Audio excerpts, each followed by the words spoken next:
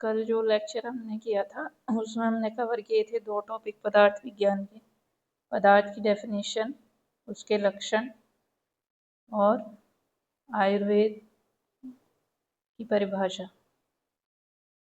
आज हमारा तीसरा टॉपिक है सिद्धांत। ये बहुत ही इम्पोर्टेंट टॉपिक है और ये 10 मार्क्स में पेपर में आता है और अधिकतर पेपर में ये क्वेश्चन आया हुआ है, इसलिए आपको इस टॉपिक पर ध्यान देना है।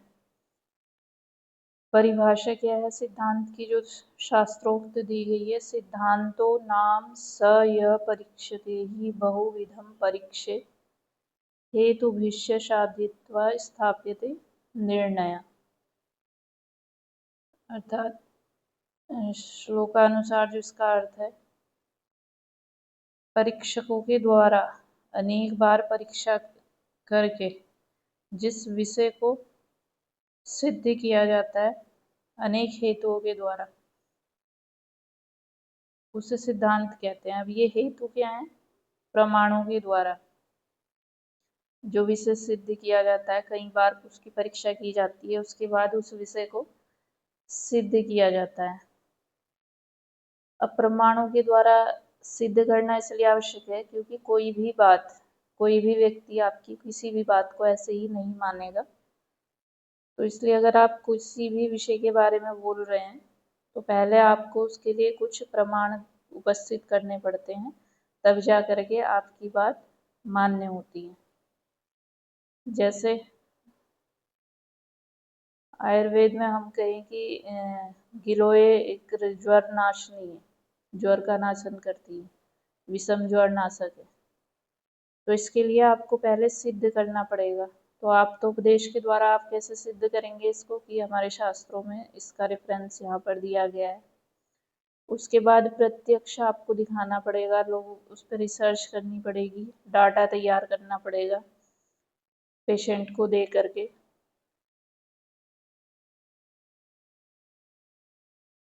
उसके बाद क्या होगा, फिर ऐसे ही आप जब देंगे तो उसमें आप अनुमान भी लगाएंगे, कितनी उसमें मेडिसिन देनी है, कितनी डोज उसकी रखनी है, तो अनुमान और युक्ति। तब जा करके जब आप एक रिपोर्ट तैयार करते हैं और उसे सामने रखते हैं लोगों के, तब जा करके आपकी बात को माना जाता है कि अच्छा ऐसा है। तो इसलिए कहा गया है कि जब किसी विषय को बहुत सारे परीक्षक परीक्षा उसकी करते हैं और उसके बाद उसे स्थापित किया जाता है तो वो सिद्धांत कहलाता है।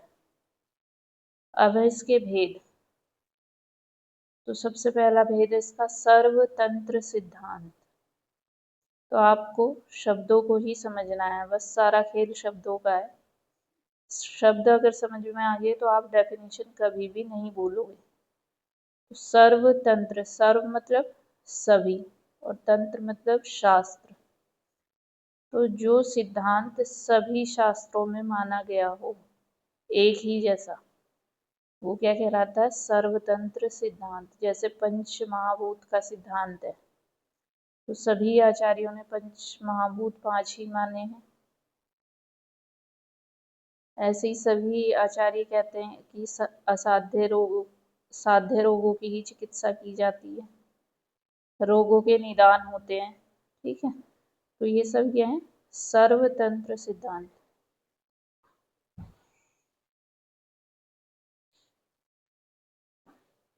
उसके बाद आता है प्रतितंत्र सिद्धांत। तो ऐसे ही आपको इस शब्द को भी समझना है। प्रति का मतलब क्या होता है? अलग अलग, प्रत्येक, और तंत्र मतलब शास्त्र। इनकी एक ही विषय है लेकिन उसे अलग अलग शास्त्रों में अलग अलग तरीके से माना गया है। जैसे रसों की संख्या सभी आचार्यों ने अलग अलग मानी है। जब संभाषा हुई थी उसमें किसी ने 6 माने, किसी ने 7 माने, किसी ने 2 माने, किसी ने 4 माने। ऐसे ही है जैसे जब शरीर में सबसे पहले उत्पत्ति किस अंग की हुई तो वो सभी आचार्यों ने अलग अलग मानी है, तो वो भी प्रतितंत्र सिद्धांत में ही आता है। जैसे किसी ने कहा पहले सिर की उत्पत्ति हुई, फिर किसी ने कहा कि पहले हाथ की उत्पत्ति होती है, किसी ने कहा पहले हृदय की उत्पत्ति होती है। तो ये सब क्या है? प्रतितंत्र। विषय एक ही है सबका, लेकिन उस पर सभी की राय अलग अलग है।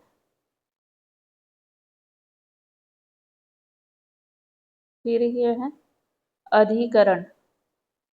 तो अधि और करण, ये एक ऐसा सिद्धांत है जब आप इसमें किसी एक बात को कहते हो तो उससे संबंधित जो कोई अन्य विषय होगा तो वो विषय खुद ही बिना कहे ही आपको समझ में आ जाता है। जैसे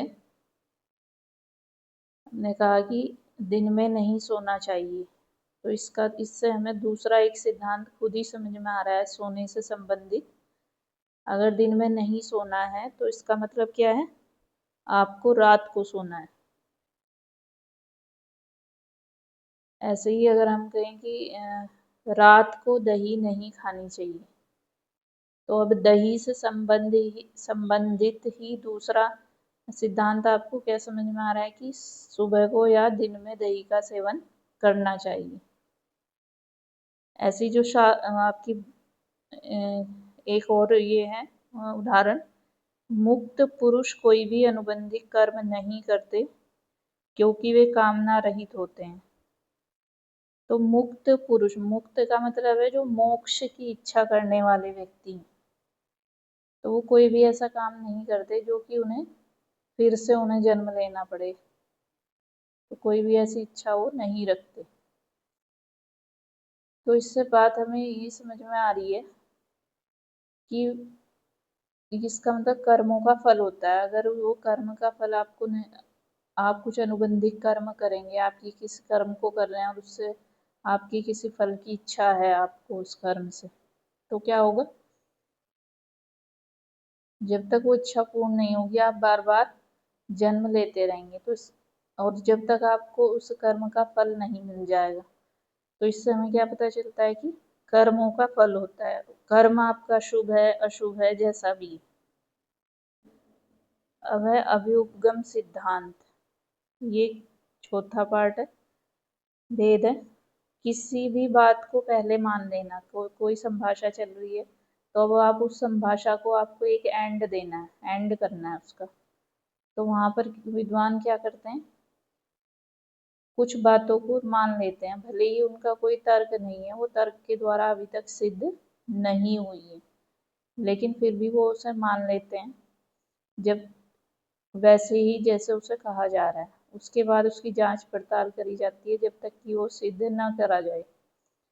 तो इसलिए हम क्या कहते हैं कि कोई भी ऐसे विषय को, ऐसे सिद्धांत को मान लेना जो अप्रमाणित हो, अभी तक सिद्ध नहीं हुआ, अहेतुक हो, जिसके अगेंस्ट कोई हेतु ना हो, तो ये क्या कहलाता है? अभ्युपगम सिद्धांत। जैसे बहुत सारी लोकोक्तियां होती हैं तो उनका कोई भी प्रमाणित नहीं है वो, लेकिन फिर भी हम मान लेते हैं उनको। तो ये क्या कहलाता, ये जो था आपका आज का टॉपिक था सिद्धांत। ये बहुत ही इम्पोर्टेंट टॉपिक है, आपको बहुत अच्छे से इसको तैयार करके जाना है क्योंकि 10 मार्क्स कैरी करता है आपकी, और विद एग्जाम्पल ही आपको लिखना है। अगर आप सिद्धांत की जो परिभाषा है उसका श्लोक तो आपको याद करना ही करना है।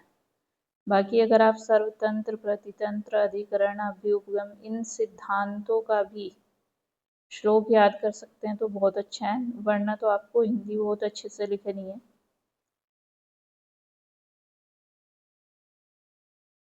तो आज का जो लेक्चर है वो यहीं करते हैं, आज का टॉपिक समाप्त। अब अगला आपका टॉपिक कल जो हम कवर करेंगे वो है हमारे मूलभूत सिद्धांत, आयुर्वेद के मूलभूत सिद्धांत। तो अगर आपका कोई क्वेश्चन है तो आप कमेंट में लिख सकते हैं, पूछ सकते हैं।